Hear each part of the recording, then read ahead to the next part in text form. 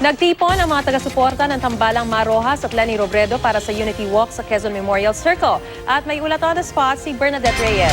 Bernadette?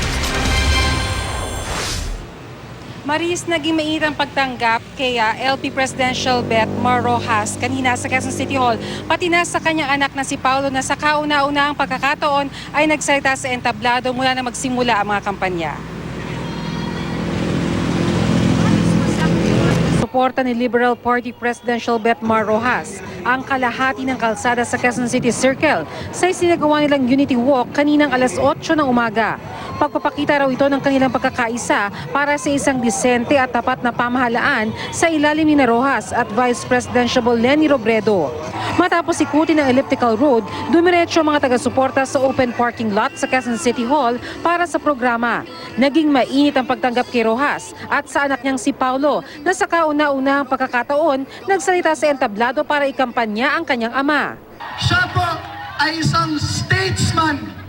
Siya po ay isang gentleman.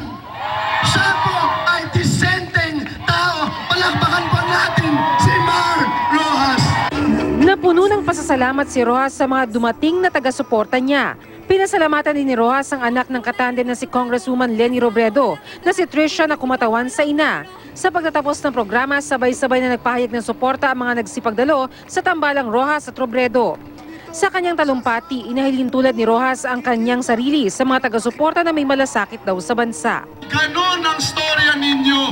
May malasakit sa bansa, naninindigan,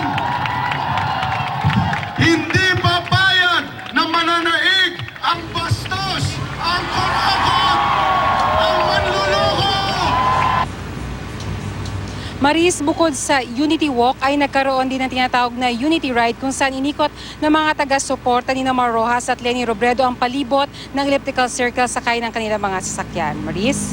Maraming salamat, Bernadette Reyes.